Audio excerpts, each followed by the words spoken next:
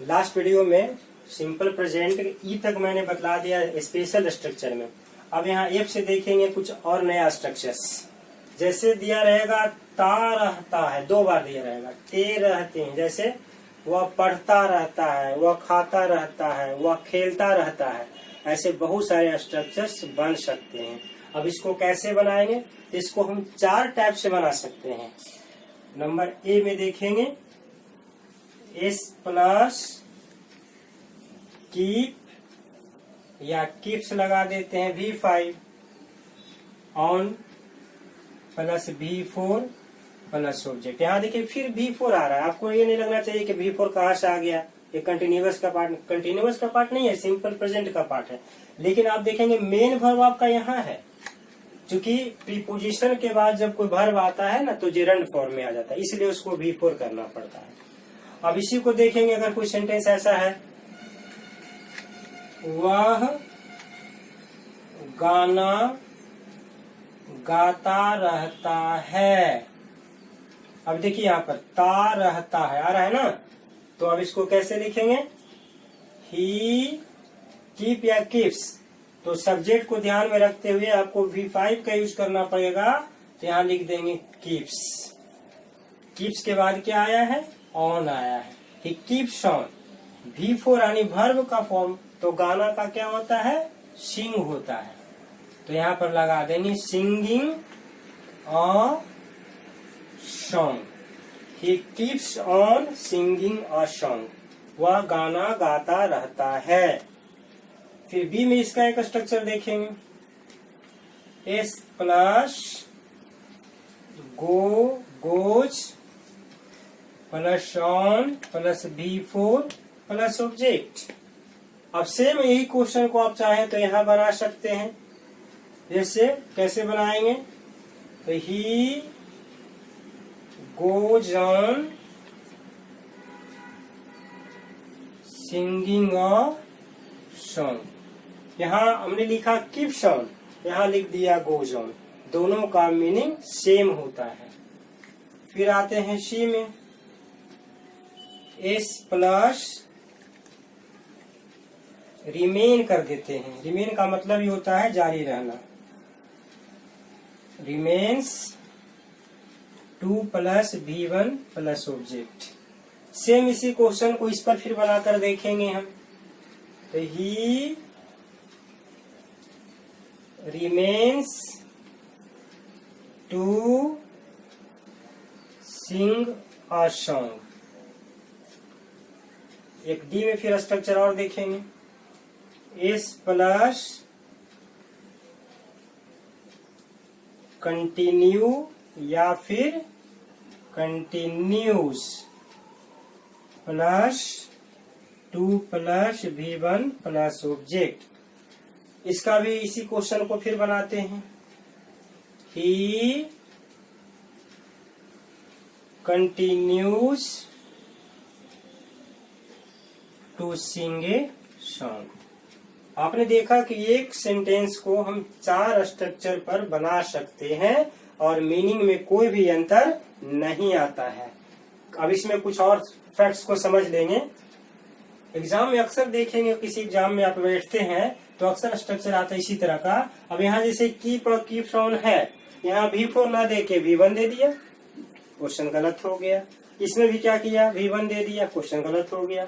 लेकिन ये दो जो रिमेन देख रहे हैं और कंटिन्यू देख रहे हैं, ये दोनों स्ट्रक्चर का कंडीशन फिर डिफरेंट है।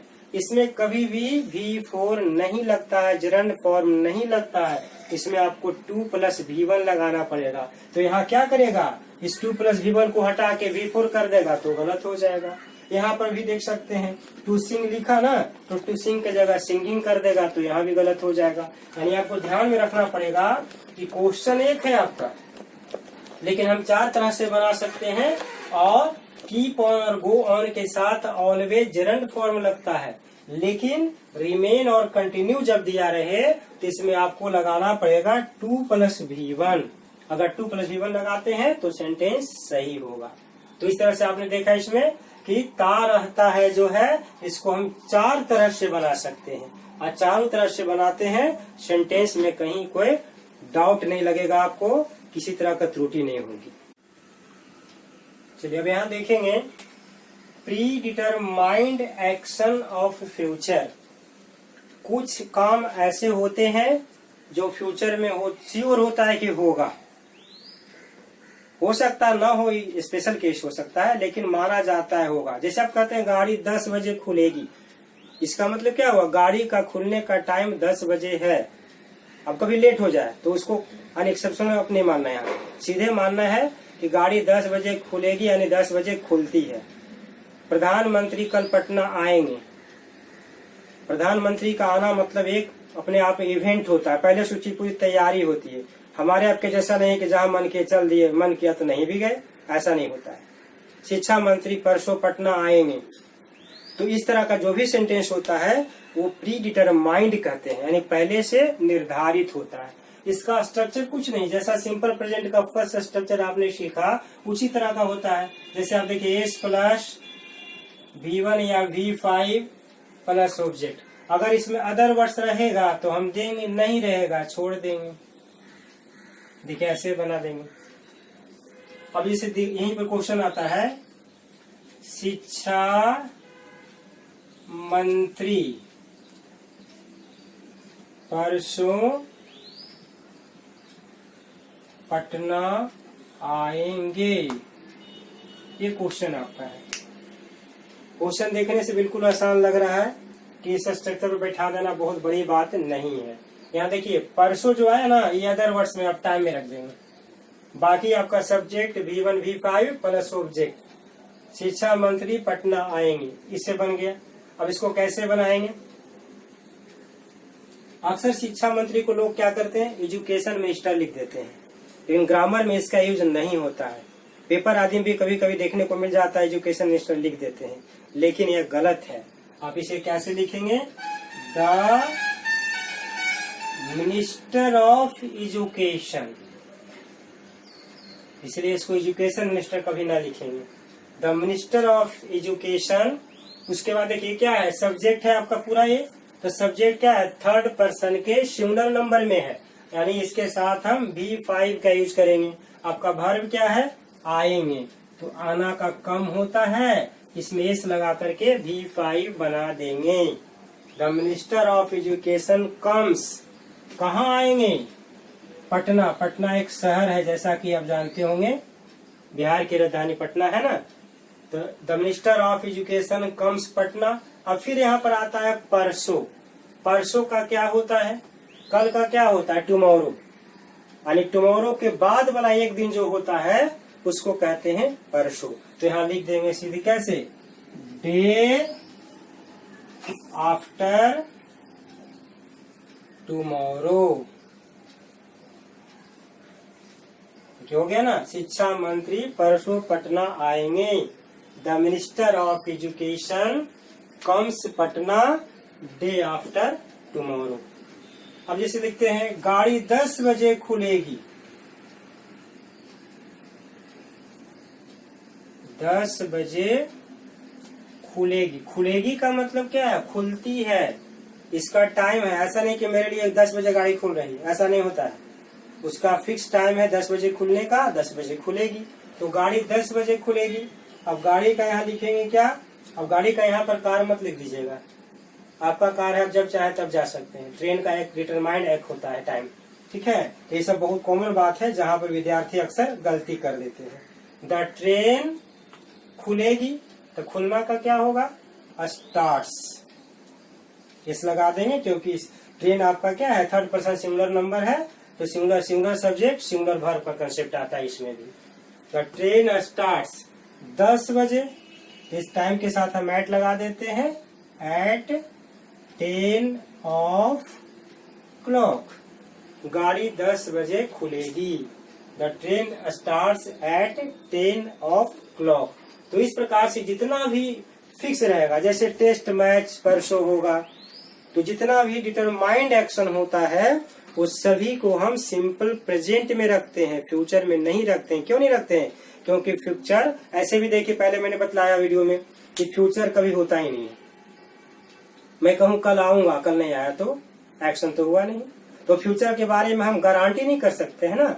इसलिए ये सब जो एक्शन होता है गारंटी एक्शन में आता है, इसीलिए इसको हम फ्यूचर न बना करके सिंपल प्रेजेंट बना देते हैं, ज्यादा अच्छा माना जाता है और इसको श्योर माना जाता है कि ऐसा होगा। ऐसा आपने कभी सुना कि प्रधानमंत्री कल बोले कहीं जाने के लिए और मन किया कि नहीं जाएंगे, गलत है, नहीं जाने का मन कर रहा है, ऐसा होता है। लेकिन हमारे आपके साथ अक्सर ऐसा होता है कि आप तैयारी करना है, कल जाना है, मन किया तो आप छोड़ देते हैं, नहीं जाते हैं। तो जो बड़े बड़े एक्शंस होते हैं, हमारे बड़े बड़े लीडर्स होते हैं या बड़े बड़े कार्यक्रम होते हैं, उस सभी में इस तरह का होता है कि उसको सिंपल प्रेजेंट में हम बना देते हैं। अब यहाँ देखेंगे कंडीशनल सेंटेंसेज। कंडीशनल का मतलब होता है शर्त संबंधी वाक्य, यानी इसमें एक शर्त होता है, इसमें दो पार्ट होता है, सेंटेंस का दो पार्ट। जैसे आप यहाँ स्टार्ट करके देखें कंजक्शन, कंजक्शन में इफ लगा सकते हैं, व्हेन लगा सकते हैं, बहुत सारे कंजक्शन होते हैं, ठीक है। कंजक्शन के बाद सब्जेक्ट V1 या V5 प्लस ऑब्जेक्ट, यानी जिस पार्ट में कंजक्शन होगा वह पूरा पार्ट सिंपल प्रेजेंट होगा। ये समझने के लिए बहुत आवश्यक यहाँ पर है कि जिस पार्ट में कंजक्शन होगा वह सिंपल प्रेजेंट होगा, और सेकंड पार्ट जो बच जाएगा उसको आप क्या करेंगे, सिंपल फ्यूचर में बना देंगे। आप चाहें तो इसको उल्टा करके लिख सकते हैं। अब जैसे पहले हम फ्यूचर के लिए आते हैं, यहाँ देखिए S plus shell will plus V1 plus object. यहाँ पर हमने क्या किया, सिंपल फ्यूचर को पहले ले आए, यहाँ कंजक्शन को ऐड किया तो कंजक्शन के बाद का क्या हुआ, सिंपल प्रेजेंट हो गया। आप दोनों तरफ से कहीं कहीं से लिख सकते हैं, उससे कोई दिक्कत नहीं। अब हिंदी में आप देखेंगे तो देखिए यहाँ यदि, यदि क्या है, कंजक्शन है, एक कंजक्शन है। यहाँ देखेंगे गागेगी आ रहा है, यहाँ गागेगी आ रहा है, यानी दोनों सेंटेंस यहाँ फ्यूचर में है। अगर देखा जाए समान ढंग से कि यदि तुम बाहर निकलोगे तो तुम्हें ठंड लग जाएगी, नहीं निकलोगे तो ठंड नहीं लगेगी, ये शर्त हो गया। तो दोनों में गागेगी है। तो एक बात यहाँ पर और जान लें कि दो फ्यूचर टेंस एक सेंटेंस में नहीं आता है।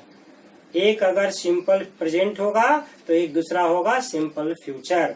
तो इसलिए इसमें बनाने के लिए आप दोनों में से किसी स्ट्रक्चर का यूज कर सकते हैं। अब जैसे बना के देखें इसको, यदि, तो यदि का क्या होता है, इफ होता है, तो इफ लगा दिए। फिर देखिए सब्जेक्ट, तो सब्जेक्ट क्या है, तुम, तो तुम का होता है यू, इफ यू। फिर आता है V1 या V5, यू के साथ V1 का यूज होगा, इफ यू गो आउट।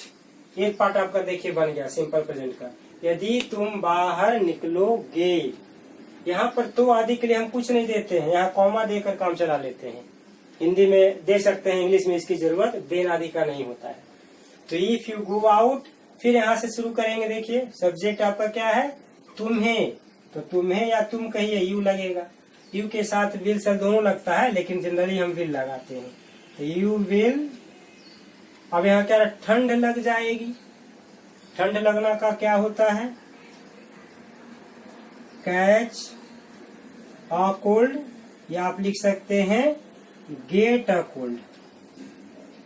यदि तुम बाहर निकलोगे तो तुम्हें ठंड लग जाएगी। अभी कंडीशन में आप कह सकते हैं यदि तुम बाहर निकलोगे तो कोरोना वायरस तुम्हें ग्रसित कर सकती है। अभी का करंट कंडीशन है, समझ सकते हैं। तो इस तरह से आप देखेंगे कि अगर आप बाहर निकलेंगे तो इसको चाहे तो फिर उल्टा हम कर दें, हम चाहें तो पहले इसको लिख दें, पूरा को आप लिख लीजिए। देखिए इसको और से हम बना देते हैं, you will catch a cold. यहाँ इफ जो है ना स्मॉल में यहाँ पर ले रख दीजिए, इफ यू गो आउट। और इस तरह का जितना भी सेंटेंस, यदि तुम मेरे पास आओगे तो मैं तुम्हारी सहायता करूंगा, यानी आओगे तो करूंगा, ये शर्त है, नहीं आओगे तो नहीं करूंगा सहायता। तो इसमें जब भी रहेगा तो दो सेंटेंस जो रहेगा कॉमा से या इफ से जुड़ा रहेगा। कंजक्शन का काम क्या होता है, दो सेंटेंस को जोड़ना, दो शब्द को जोड़ना। यहाँ पर इफ जो आया है ना, ये दो सेंटेंस को जोड़ने का काम कर रहा है। तो इस तरह का जितना भी सेंटेंस आएगा लास्ट में गागे की दिया रहेगा दोनों तरफ। तो ये ध्यान में रखना है आपको कि जिस पार्ट में कंजक्शन होगा उसको आप सिंपल प्रेजेंट के स्ट्रक्चर पर बनाएंगे और बाकी जो सेकंड बच जाएगा उसको आप फ्यूचर इंडेफिनिट पर बनाएंगे। तो इस तरह से कंडीशनल सेंटेंस आपका कंप्लीट हो। अब यहाँ देखेंगे पसंद करना। पसंद करना का क्या होता है? पसंद करना का होता है लाइक। पसंद ना करना, इसमें आप डू भी लगा सकते हैं और डज लगा करके और नॉट लाइक। फिर है नापसंद करना। नापसंद करना यानी इसको कह देते हैं डिसलाइक। अगर आप इजी वर्ड का यूज करना चाहते हैं तो आप इसका यूज कर सकते हैं लोथ, और नहीं तो और इजी का यूज करना चाहते हैं तो आप कर सकते हैं हेट। फिर आता है अधिक पसंद करना, तो इसका हो जाता है प्रेफर। इतना तरह से हम बना सकते हैं। अब यहाँ देखिए प्रश्न आता है कि पसंद न करना और नापसंद करना दोनों में क्या डिफरेंस है? पसंद न करना का मतलब आपका मैं कोई बात पसंद नहीं करता हूँ, लेकिन नापसंद का मतलब है कि आप चाहे जितना भी अच्छा हो, आपका एक भी चीज मुझे पसंद नहीं है। यानी जब किसी व्यक्ति से हम घृणा करते हैं ना, तो उसमें नापसंद यूज करते हैं। अब इसका स्ट्रक्चर आप देख लें, एस प्लस लाइक या लाइक्स। अब प्लस देखिए यहाँ पर चाहे तो ऑब्जेक्ट के बाद आप 2 प्लस V1 ऐसे लगा सकते हैं।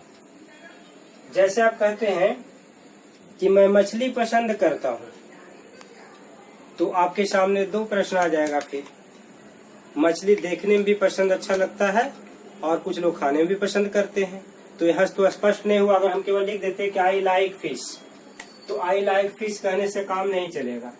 आप जैसे लिखेंगे आई लाइक फिश, मैं मछली पसंद करता हूँ, इसे स्पष्ट कहाँ हुआ? क्योंकि मछली तैरते हुए मछली बहुत अच्छा लगती है, कुछ लोग देखने में पसंद करते हैं। वो शुद्ध शाकाहारी भी हो सकते हैं, मछली को तैरते हुए देखकर बहुत पसंद करते हैं। लेकिन एक नहीं कह सकते हैं कि वो खाता है तभी पसंद आता है। अब जो लोग खाने वाले हैं उनको हो सकता है खाने में अच्छा लगे या दोनों में अच्छा लगे। तो स्पष्ट करने के लिए यहाँ पर हमें आगे लिखना पड़ता है। जैसे आई लाइक फिश ऑब्जेक्ट हो गया, और इसके बाद यहाँ पर किस रूप में, तो यहाँ पर लिखेंगे टू ईट। यहाँ देखिए टू ईट कर देंगे तो स्पष्ट हो जाएगा कि मुझे खाने में पसंद आता है। और अगर इसी को आप चाहें कि खाने की जगह मुझे देखने में पसंद आता है, तो क्या करेंगे? तो आप इसको ऐसे कर देंगे, look at. I like fish to eat, I like fish to look at. ये दोनों तरह से आप इसको सही कर सकते हैं। फिर देखिए आता है पसंद ना करना। अब इसका स्ट्रक्चर आप बनाइए, S plus do dash plus not plus V1 plus object. अब किसी व्यक्ति के या किसी चीज को आप पसंद नहीं करते हैं, ठीक है? जैसे आप कह सकते हैं कि उसका शराब पीना मैं पसंद नहीं करता, यानी वो शराब पीता है, उसका यह कंसेप्ट गलत है कि शराब पीता है। शराब पीना अच्छी बात नहीं है, तो शराब पीता है पसंद मैं नहीं करता हूँ। लेकिन ऐसा नहीं कुछ व्यक्ति से मैं घृणा करता हूँ, उस व्यक्ति से घृणा नहीं करता हूँ। वो हो सकता है व्यक्ति बहुत अच्छा हो, लेकिन वो शराब पीता है, तो यहाँ पर स्पष्ट नहीं होता है कि उससे मैं घृणा करता हूँ। केवल उसका एक काम जो मुझे पसंद नहीं है, इसलिए मैं लगा देता हूँ आई डोंट लाइक। अब जैसे कहेंगे, तो मान लिया कोई सेंटेंस आप ऐसा लिखें, मैं उसका शराब पीना पसंद ना या नहीं, एक ही बात होता है, नहीं करता हूँ। मैं उसका शराब पीना पसंद नहीं करता हूँ। अब यहाँ देखेंगे सब्जेक्ट में क्या है, मैं, तो मैं का आई लगा दिए। अब नहीं करना है तो आई के साथ क्या लगेगा? डू नॉट होगा। तो यहाँ पर हम लगा दिए आई डू नॉट। क्या पसंद करना? तो यहाँ देखिए इसमें क्या आता है, पसंद ना करना भी है, तो लाइक लगा रहे हैं आप, तो आई डू नॉट लाइक, ठीक है, उसका शराब पीना। उसका मतलब क्या, हिज या हर जो भी लगाते हैं, हिज ड्रिंकिंग। आप चाहे तो यहाँ वाइन लिख भी सकते हैं, नहीं भी, क्योंकि ड्रिंकिंग शब्द जो आता है ना वो शराब पीना को ही दिखा देता है। ऐसा नहीं कि ड्रिंक मतलब पानी पीना भी होता है, लेकिन ड्रिंकिंग शब्द जब आता है तो हम समझ जाते हैं कि शराब की बात कर रहे हैं। I don't like his drinking wine या ड्रिंकिंग, इसको आप चाहे तो ऐसे करके ब्रैकेट में रख दे सकते हैं, ये भी सही हो गया। अब तीसरा में आता है नापसंद करना, यानी उस व्यक्ति की कोई भी चीज मुझे अच्छा नहीं लगता है, यानी मेरे लिए वो घृणा का पात्र है। मेरे लिए का मतलब मैं नहीं कर रहा हूँ, कोई भी व्यक्ति ऐसा कहता है तो घृणा का पात्र है। अब जैसे कहते हैं कि मैं उससे घृणा करता हूँ या मैं उसे नापसंद करता हूँ, आप ऐसे बना के देखिए। तो इसको देखिए कैसे बनाएगा, इसका पहले स्ट्रक्चर देख लीजिए, एस प्लस डिसलाइक या डिसलाइक्स, V5 बनाना रहता है तो लगता ही है डिसलाइक्स। अब यहाँ पर डायरेक्ट आप ऑब्जेक्ट भी दे से इतना से भी काम चला सकते हैं, आगे रहेगा तो कुछ देंगे।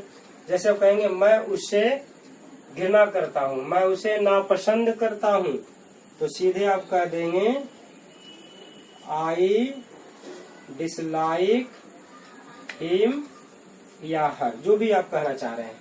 आई dislike him, I dislike her, ये दोनों कंडीशन में आप समझ सकते हैं कि आप डिसलाइक लगा सकते हैं, आप नहीं तो लोथ एक वर्ड आता है इसको यूज कर सकते हैं, और सबसे कॉमन वर्ड है जो अक्सर हम लोग यूज भी कर लेते हैं, आई हेट यू, तो आप हेट लगा सकते हैं, तीनों में सही हो जाता है।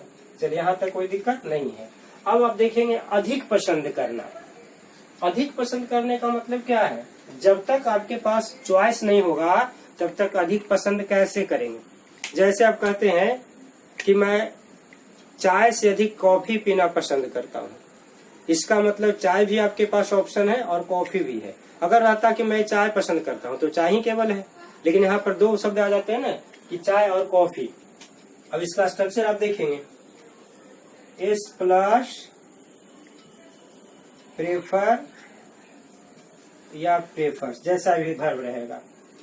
यहाँ पर देखिए एक ऑब्जेक्ट, अब प्लस यहाँ टू प्लस फिर ऑब्जेक्ट। ये टू क्यों आया, क्योंकि ये भी आपको पता होना चाहिए कि प्रेफर के साथ फिक्स प्रीपोजिशन होता है, टू लगता है, इसलिए यहाँ पर टू फिक्स है, चाहे कोई कंडीशन में रहे यहाँ टू लगेगा। अब जैसे इसी क्वेश्चन को बना के देखेंगे कि मैं चाय से अधिक कहवा पीना पसंद करता हूँ। कहवा यानी कॉफी होता है, बहुत लोग कॉफी हिंदी में भी लिखते हैं, इंग्लिश में भी लिखते हैं, लेकिन उससे कोई दिक्कत नहीं है। अब देखिए यहाँ पर मैं चाय से अधिक कहवा पीना पसंद करता हूँ, तो सबसे पहले आप स्ट्रक्चर पर ध्यान देंगे। स्ट्रक्चर में सब्जेक्ट आपका मैं या ही कुछ भी रहे, उससे मतलब नहीं है।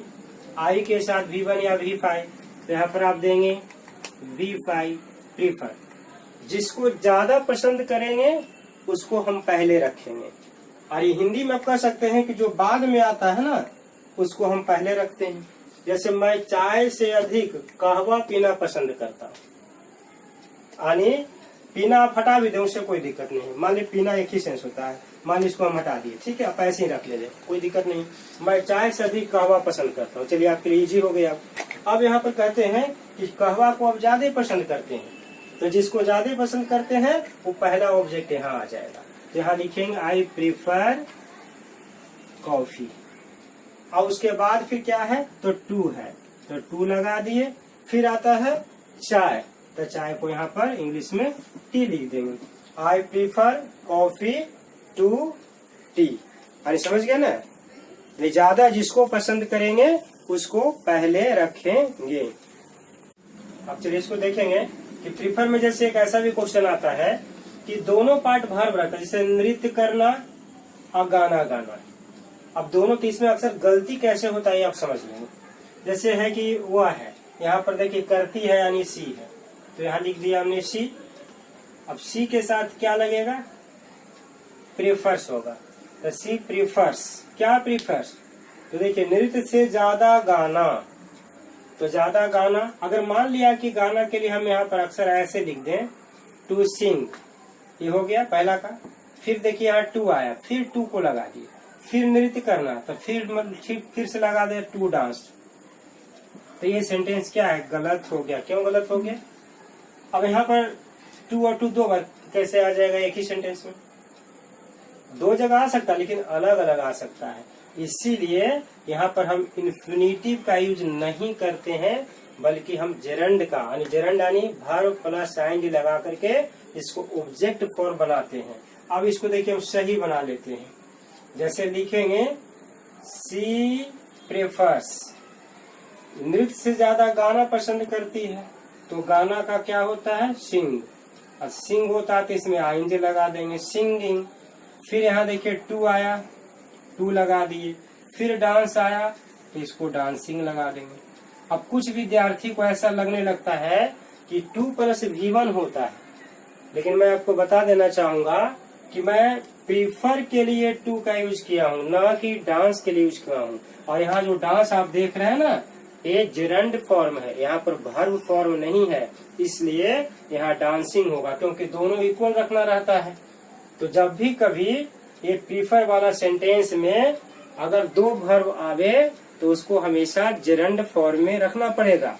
अगर आपको 2 + V1 या केवल V1 भी रखते हैं तो गलत हो जाता है। मान लिया कि हम V1 रखते, अब इसको हम 2 हटा देते, यहाँ पर 2 नहीं रखते, ठीक है, यहाँ V1 रख दिए। तो देखिए सी प्रीफर्स सिंग टू डांस, तो ऐसा हो ही नहीं सकता है, क्योंकि आपका मेन वर्ब आ गया। अब मेन वर्ब के बाद 2 बिना जब आएगा तो जेरंड फॉर्म आएगा, इसलिए ऐसा सेंटेंस आप नहीं लिखेंगे। जब भी लिखेंगे तो सी प्रीफर्स, और जो भी वर्ब रहेगा उसको ing लगा देंगे, और 2 लिख देंगे प्रीफर के लिए, और फिर जो बच जाएगा उसको भी उसी तरह से जेरंड फॉर्म में लिख देंगे। तो इस प्रकार से आपका ये कंप्लीट हो जाएगा।